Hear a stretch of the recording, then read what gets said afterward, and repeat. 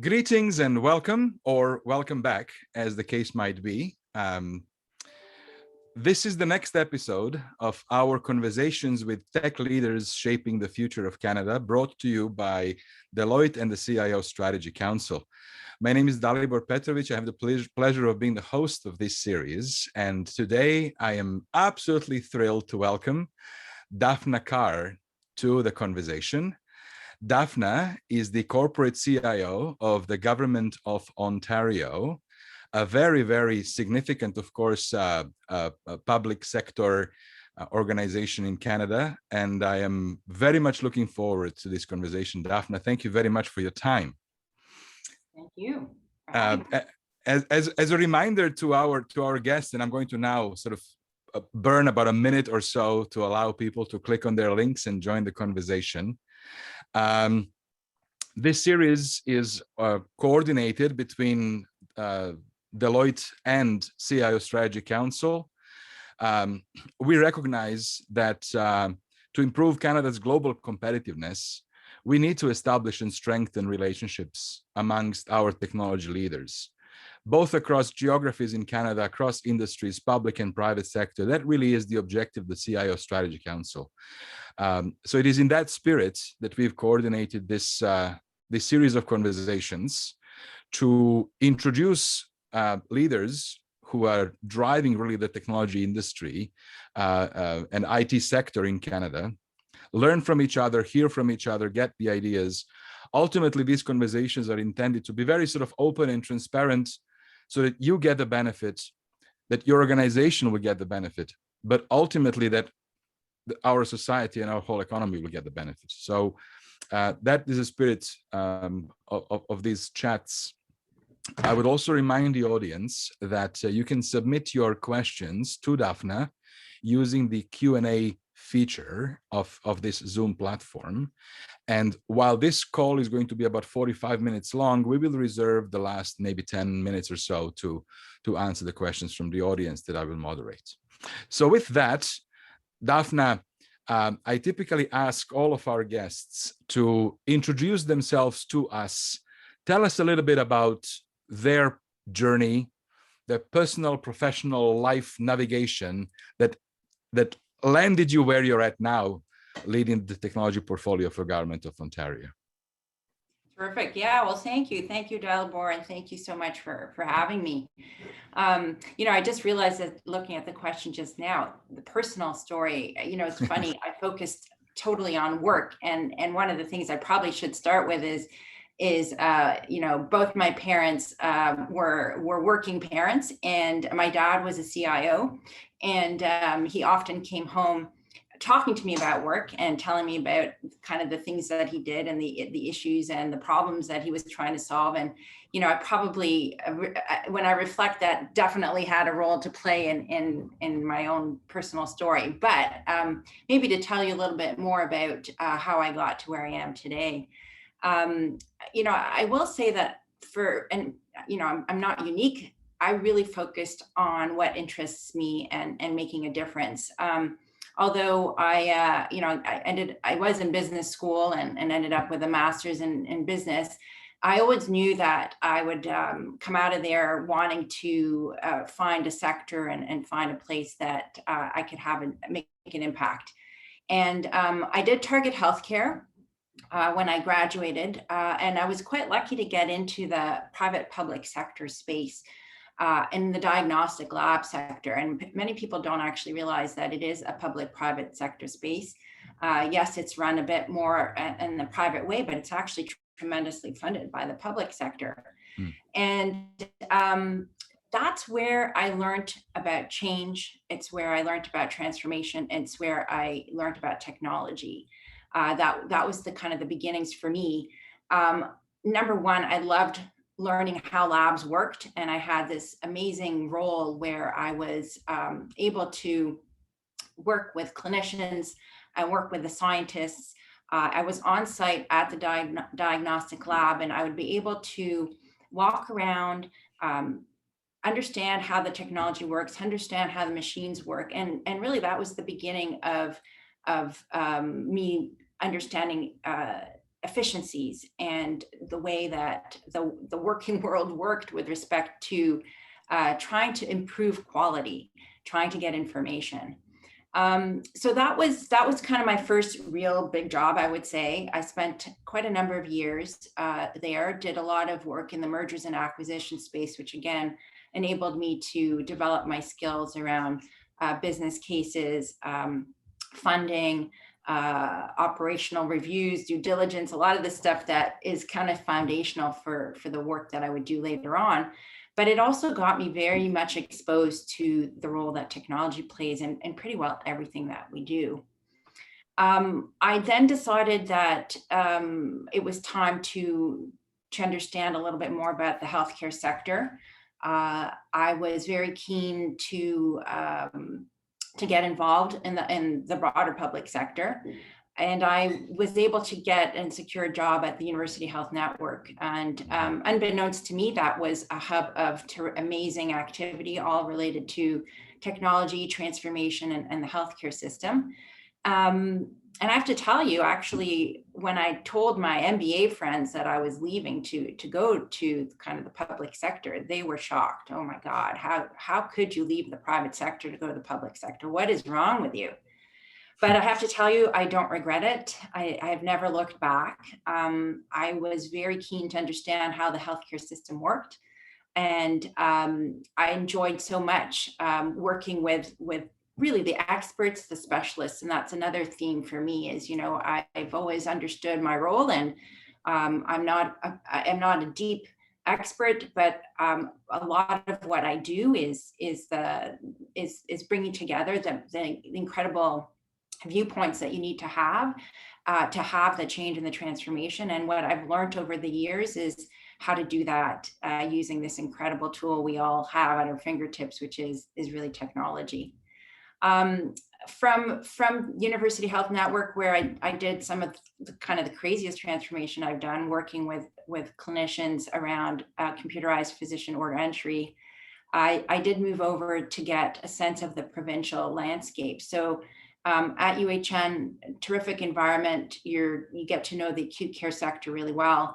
But I was kind of keen to know what goes on beyond these four walls. And I was lucky enough to be able to join Cancer Care Ontario. And at Cancer Care Ontario, I spent 9 years of my career doing quite a lot of, first of all, provincial implementation for wait times. And that was an incredible experience as well. And moving into kind of strategic work, and actually leaving technology for 5 years to do what I call policy program and kind of business leadership and transformation work from that angle. I really enjoyed stepping out of leading with technology, but leading with the business, working with clinicians and evidence to shape cancer care was a tremendous experience. But once again, the power to ensure that evidence and best practice is built into the work that you do lay at the hands of technology. And so everywhere I went, it didn't matter. I really had to, my passion for change with the enablement of technology continued.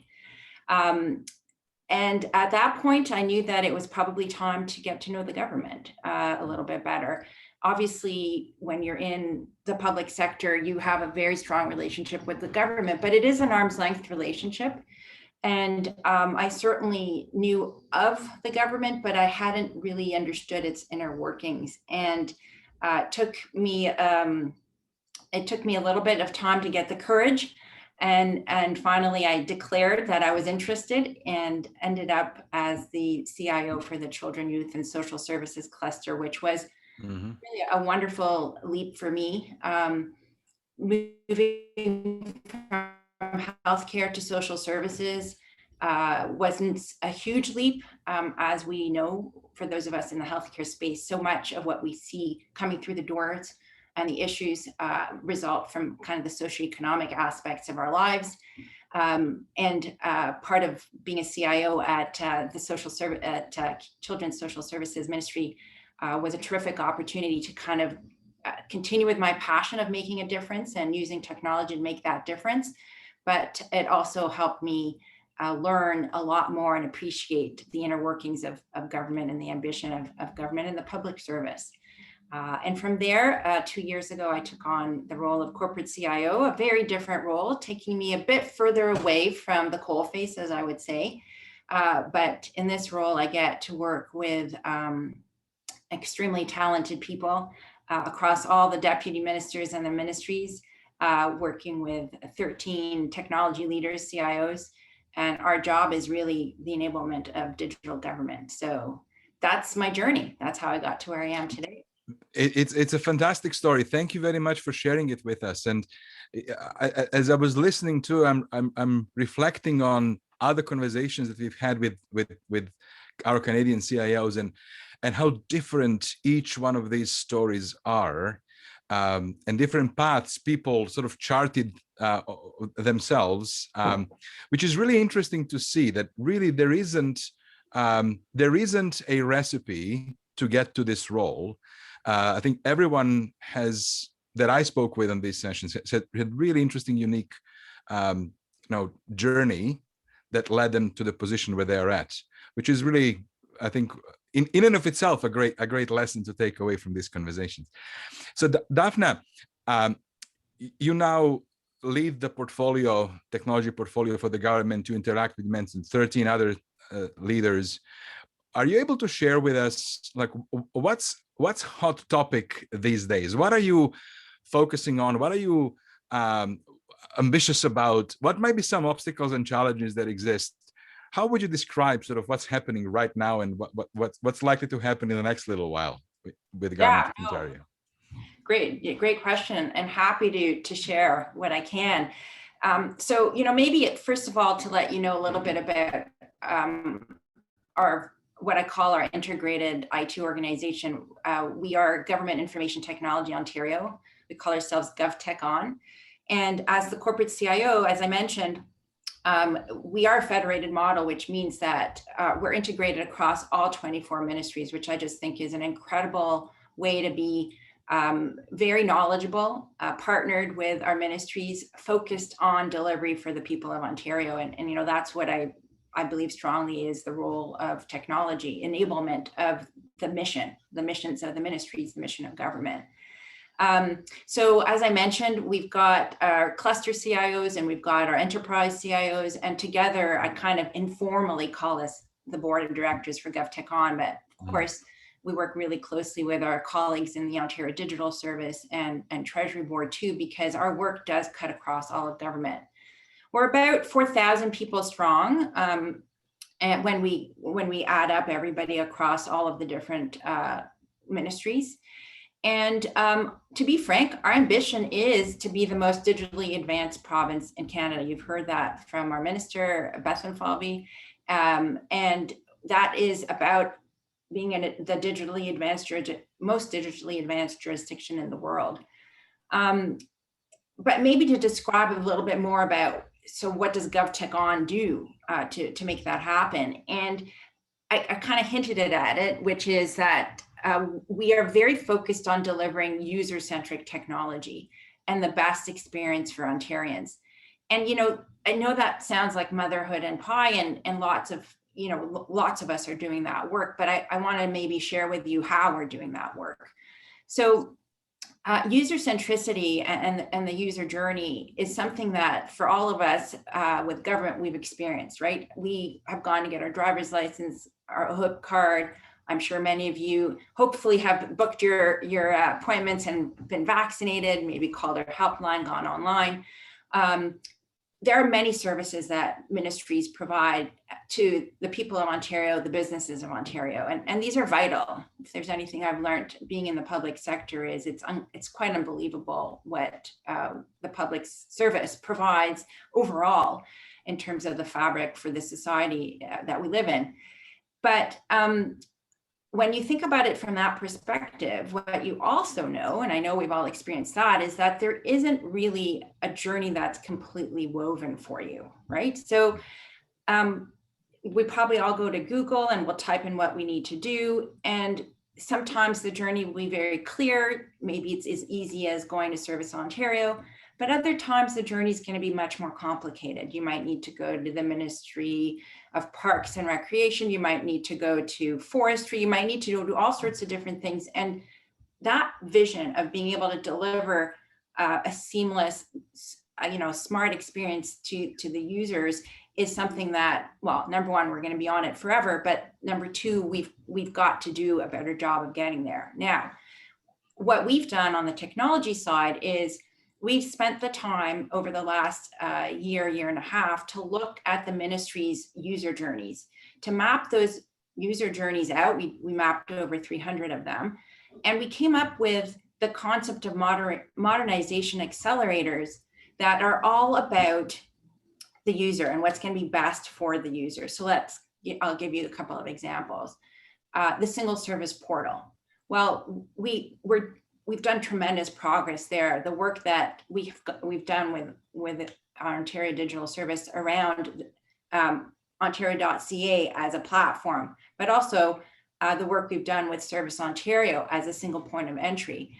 All of these are building towards the right direction around a single service portal, but that journey isn't complete. And sometimes that journey isn't complete, as we know, primarily because a lot of this is historical. There are policies, there are processes, and let's be honest, there are technologies that don't exactly make it easy for this to happen.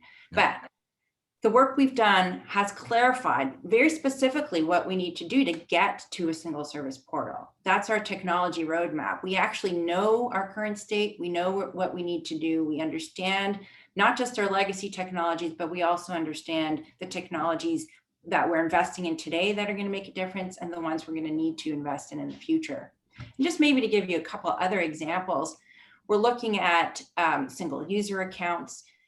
Imagine what it's like for someone working with a certain population, an individual who uses 2 or 3 services from government. Well, without the proper data, without the proper identification, really difficult to give them that kind of service that they probably actually expect in terms of, how did you not know this information about me? I just went into a Service Ontario office yesterday. And then if you just maybe a final example to kind of show you the completeness of our vision is that even transactions that you do with respect to payments and how you interact with the government can be done in a much more smooth and consistent way, so that the vision that we've got around our roadmap and making sure that each of the ministries are able to provide more of a plug and play into this digital service delivery model is something that me and my team have been very hard at work on, because without that roadmap, it's really difficult to know what kind of decisions you need to make. And I think for many of you, you work in environments that are complex. I will say government is very complex. We have X number of ministries, and each of those ministries are a business onto themselves. So the work that we do at GovTech is look at that horizontal view. How do we cut across these 24 ministries? What is it about their journeys and the way that they do their work or support their users that is going to be beneficial for us to think about from a technical viewpoint, from a platform viewpoint? And you can imagine when you think about stuff like licensing or registration or appointment booking, there are tremendous opportunities. And in fact, these opportunities we've already taken them around, or many of them is around common technology platforms. Yeah. Platforms that either exist or have been invested in that need to be utilized across all of government.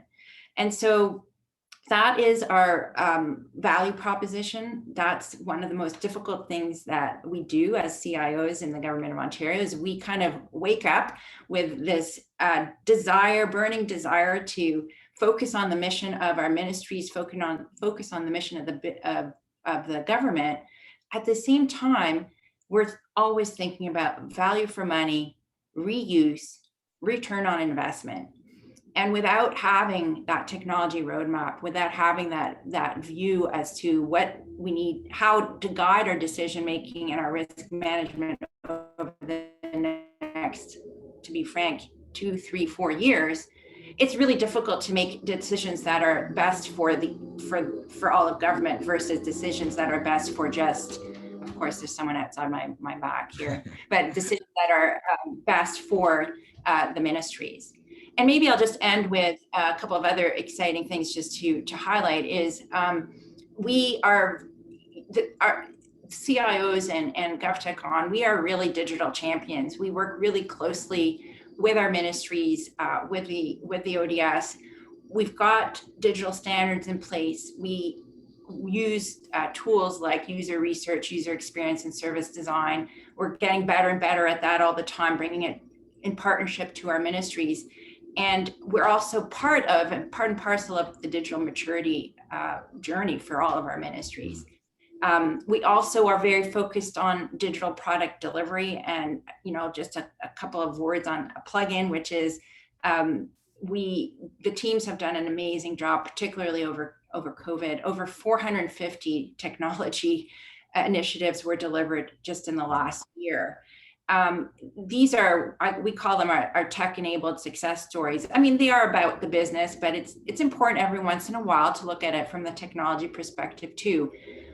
You might have heard of our ability to move a lot of the justice system to a virtual environment, virtual courts, digital evidence. On the social assistance side, obviously difficult for people to come into the office and submit the paperwork they need to get the support.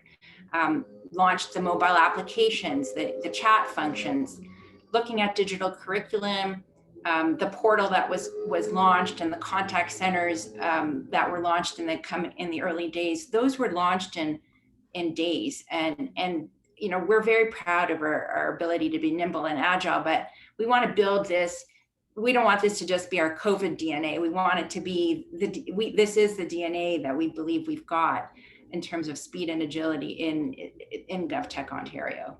And then lastly, just to say, because this is a challenge we're all facing, is remote work and return to the office.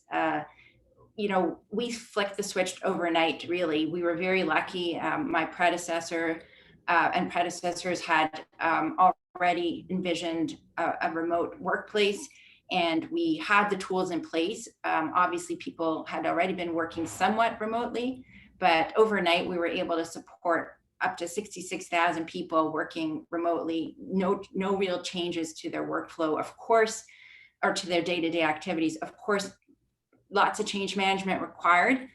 Kudos to all the public servants out there, because within weeks, they were using all of the virtual tools, including tools like e-signatures, e-approvals, all the productivity tools that are changing the way that we do business in government, but also that translate into burden reduction for the people of Ontario.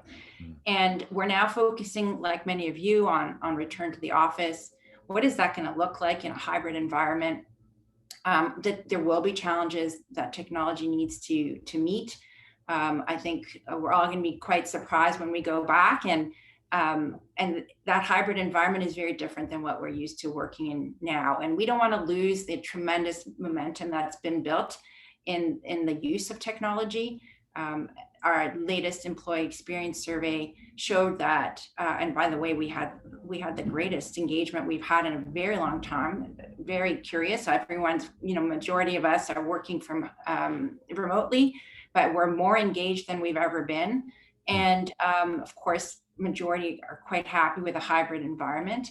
And we need to take that all into account as we think about how we return to work. And by the way, of course, our efficiency and productivity has been incredible. So I'll end there, and hopefully that gives you a bit of a flavor of what all of the different pieces of work that we do. Absolutely. You have painted a very ambitious and exciting picture, and I love, there's such a lot of such confidence that I'm sensing in achieving that ambition. A question came from the audience around, you mentioned the last year and a half you and the team spent planning, painting that target state. How long do you think it will take government of Ontario to And I know the journey is going to be never ending, it'll be continuous, but how much time do you think it'll take for the majority of that ambition to be realized? Are we talking 10 years, 5 years, 3 years? COVID has, of course, accelerated a lot. Yeah, you know what? We are doing a better job of measuring that. And in fact, I think in our digital and data strategy, there are some metrics around, for example, the percentages of services that a ministry has converted to being available online. I don't have those figures at my fingertip, and I know we literally just started to measure some of those. You know, I do think unfortunately it's never ending. I will say though that probably in the last year, the increase has been exponential in terms of the ability to get services online. So what my guess would be that, you know, we'll probably get to a much better place, I would say in 18 months to 24 months is probably kind of the guess that I would put out there. But it is never ending, to be honest. And we do have to do a better job of baselining. That's what this question is really about, kind of like what is your current state with respect to services, and how do you measure that, and how do you measure the change that you're putting in place? So I'll have to take that one back for a bit of homework. So Dafna, obviously you have done, you just explained in your opening, a lot of different progressive roles, been in the business, leading technology. I'm sure you would have formed an opinion on the evolving role of a Canadian tech executive. I'd love to hear your thoughts on sort of the evolution of the role, expectations of the role today of a leading sort of tech executive in Canada, and where might you think the role is actually heading? Sure. Yeah. No, well, you know, first of all, I'm still meeting amazing tech executives all the time, and lots to learn in this space. But, you know, maybe I'd start with something we probably, many of us on this call feel is, you know, a tech executive is really now a business executive, right? You know, in fact, you know, I hope to see more business leaders coming from the technology side of the house. Of course, there are many companies that are just tech companies, and there is no distinction between business and technology, but that certainly doesn't exist in my world, and certainly a world that's very focused on kind of policy, which government needs to be, and legislation. But, you know, I do think, and I'm very hopeful, that business leaders will become more and more comfortable at looking at their world through that digital first lens. We do a lot of work internally on the technology side. And again, a lot of the digital work our ODS colleagues are doing with the ministries and with us is very much about ensuring that business leaders see themselves as needing to be knowledgeable about digital, about technology, about the way that you do work in a much more nimble and agile way, right? That iterative way that gets you results much more quickly. Within GovTech Ontario, we've got, and I just want to use this as an example, 13 IT leaders that work together. And as I mentioned, our job is enabling tech in government. In the last 18 months, I've recruited 5 CIOs. We've had a lot of changes. It's been people leaving through retirement.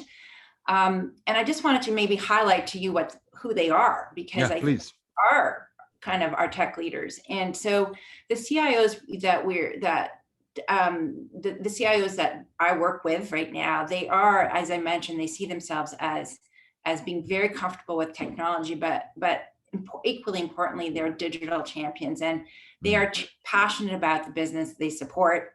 They're ensuring they're working within, as I mentioned, the standards and the movement towards digital maturity. They've got a really strong sense of the user journeys. They also actually, and IT technology has been, as you know, a leader in lean, and many of our tech leaders are very familiar around the business process, and sometimes they are more familiar with business processes and the business themselves because they've had to learn it. And as we know, you know, the wonderful thing and the curse of technology is that if you don't lean out or have an efficient process or efficient policies, and you just design the technology to the current state, the technology will be as bumpy as your current state is. And so we know technical leaders, technology leaders have incredible opportunities to really shape the future of the way businesses function. The other part of it is this whole evolution of partnering and knowing the business and the outcomes and the mission of the ministries. I'm sure that exists outside of government too. Very important for tech leaders to be that partner, that strategic partner. And certainly that's the role our CIOs play. They are assistant deputy ministers. They work hand in hand with their peers, and they're a huge partner to the deputy to making sure that the transformation that the programs and the policies are looking to implement can be actually effectively done. I think the added complexity perhaps to tech leaders is that they now need to have an opinion about generating value. Mm-hmm. So as an example, in our space, that looks like shared services. It looks like really strong vendor management. It looks like a very strong understanding of business platforms. It's also about having a view on efficiencies, and especially digital service delivery. This is not the time, in my opinion, for technology leaders to kind of sit back and say, well, you tell me how you want this to unfold, and I'll tell you how the technology is going to work. I think that's just not the way the best solutions get created or delivered. The other difficult challenges is that technology leaders are very much part of the return on investment. We find we've got to work really closely on benefits realization, and the partnerships that we've got to have in place, and the knowledge we have to have with the stakeholders is pretty enormous. And I'm sure that's just not in the public sector. So, for me, it's about knowing your business, achieving your outcomes, making sure you get value for money, reuse what you can, don't build a bad product, right? Like those are pretty important basics. And maybe I'd also add in having a viewpoint on the marketplace is obviously incredibly critical. Having knowledge on innovation, in our space, chatbots, AI, robotic process automation, even distributed ledgers are things we implement and talk about, fairly frequently. And then lastly, how do we learn from each other? This is an important aspect of technology leaders. Is there is so much going on. It's quite frightening, actually, how one stays in touch and keeps up to date. So I think the network that you have of being able to connect, pick up the phone or ask the questions, tapping into the networks that exist, connecting with industry and academia, events like this and others, I think are extremely important and helpful as well. Yeah, this was a wonderful, I was going to say summary, but it's not a summary. It's actually the role is expanding, and you mentioned so many different things that are now the expectation of the role that probably were not on the radar 10 years ago. We're tracking sort of that progression from being the order taker who is there to provide stability, to being a partner who is there to sit at the table peer to peer, to even now being what we call a kinetic leader, someone who is able to not just understand the business and understand what business needs, but also in certain cases, open up these new windows and be in certain aspects ahead of the business and educate them and give them the art of the possible. All of that while maintaining stability, security, and all. Like it's a really complex, right? It's a very complex role. I actually do think technology roles are the most difficult roles out there, to be quite frank. Yeah. But I love that kinetic leader. I'm going to take that one back. Yes. A part of the reason we do this series, of course, is to establish those connections, but also to share some thoughts about what can we do as leaders of our portfolios in helping our society and our economy progress. I was curious to get some thoughts from you. Sort of, what do you think is the role of our industry, and what can we do as leaders to contribute to that overall economic, societal progress and helping Canada sort of assume its rightful place on the global stage. Yeah, no, totally. So important. And, maybe first to say the tech sector is the future of our economy, right? Like, let's be clear, it's probably the future of the global economy. It's permeated all aspects of our lives and workplaces, right? It's just incredible. You don't have to go far to walk outside, and we walk like this with our phone in front of our hands. I mean, we need technology for everything we do all the time now. Having said that, Canada is blessed with an amazing education system. Healthcare system that we do attract the best and the brightest, and we value the immigrant, we value the experience, we value the diversity of thought, and I'm blessed as being an immigrant myself that's the case. So what I will say though is my thoughts and advice on this, and I've certainly appreciated a lot more now that I'm in government, is we need to think about policy levers. We need to have a vision of what we want Ontario and Canada to be, and obviously those who are elected bring those platforms forward. And then we need to understand what do you need to set up to achieve that vision. And I wanted to say I've appreciated more and more the work of tables like this, the CIO Strategic Council, the Canadian Council of Innovators, even organizations like TechNation and others. I really appreciate that they're trying to understand and they have a desire to support government in better doing its work. So big questions like, what are the areas of strength for Ontario and Canada? How do we connect the labor force and academia with that vision? How do we incent innovation? All the questions around commercialization, market growth. These are challenges we need to tackle. And, what surprised me, I suppose, more than anything is that they are very much about using the power of government, knowing policies and legislation, and connecting, of course, even when you talk about the labor force in academia, all of these are it's about the role government can play, but it's also about the role that government plays in incenting the sector and ensuring the sector can thrive, which I think is so incredibly critical. I also wonder about creating pockets of innovation. Recently, and I was actually surprised, maybe some of you know this, but the co-founder of Moderna, the Moderna vaccine, he's a co-founder of Moderna. He left Moderna in 2014, but Derek Rossi, who I didn't know is a biotech entrepreneur, but he is originally Torontonian. And so he was interviewed and asked the same question, what is it that we can do and what should we be doing to ensure that we're not in the position that we were in with the vaccines as an example, but that we're able to really bring together this incredible intersection of technology expertise, fantastic education system, innovation, all that needs to be put into place. And he talked about these biotechnology hubs, and he talked about the choices that jurisdictions make when they decide and place a bet on something.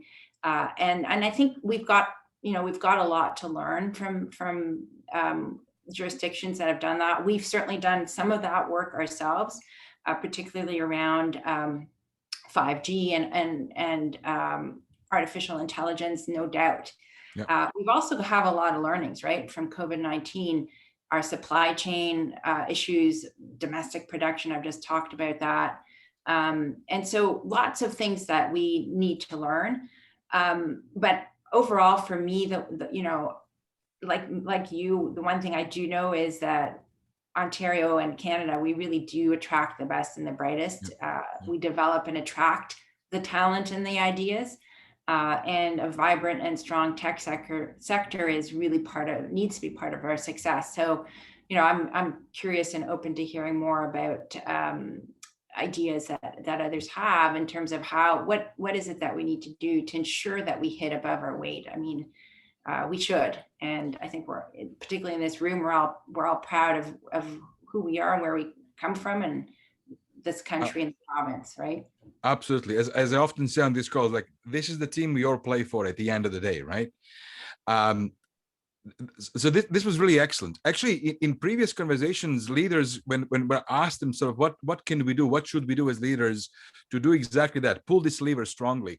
Couple of things that everybody seems to be mentioning is we need to find a way to engage with our governments productively and actually share our lessons and concerns and influence policies. So I wouldn't mind, you did mention there are forums, CIO Strategy Council will be one of those forums. What might be some advice on how to effectively engage with government? The other theme is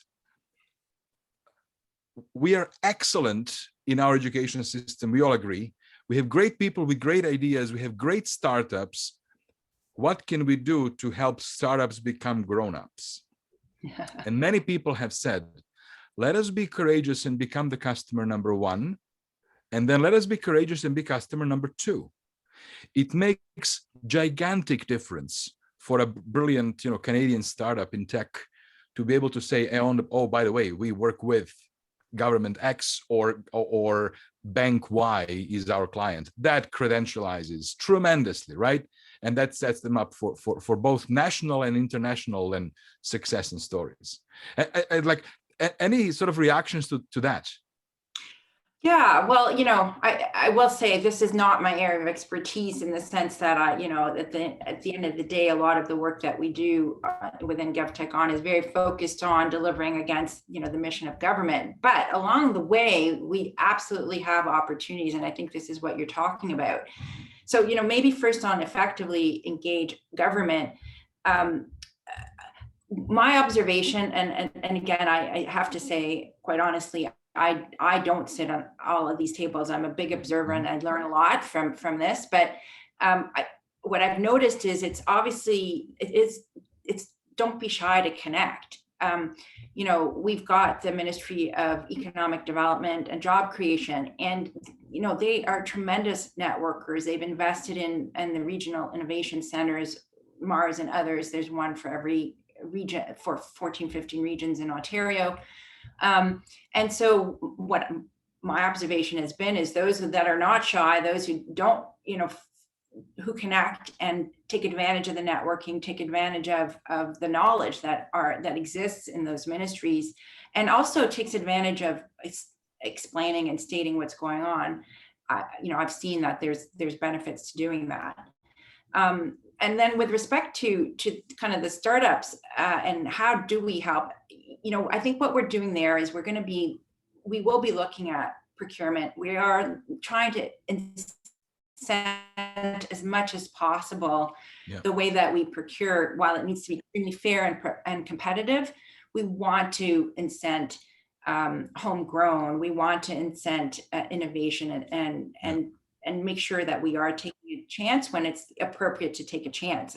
I think we probably have a lot of work to do in that space. And maybe the only other piece I would say there is that really important for us to look at youth and our graduates from all programs, not just universities. We know that so much of our success in technology isn't just coming from the university marketplace.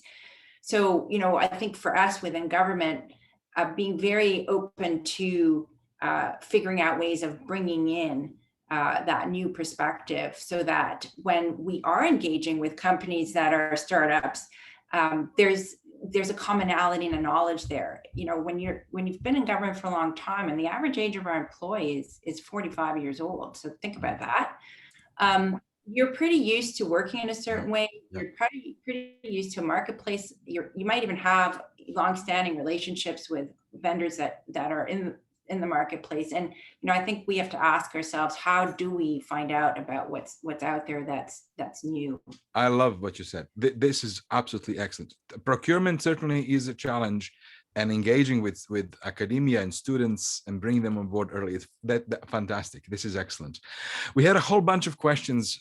I tried to actually intertwine some of those in our conversation. There was one question, interestingly, about, of course, you have a mandate in scope and it covers sort of the departments.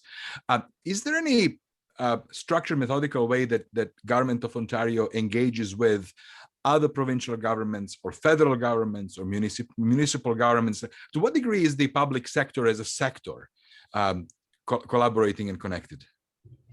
Yeah, actually, they're very much so.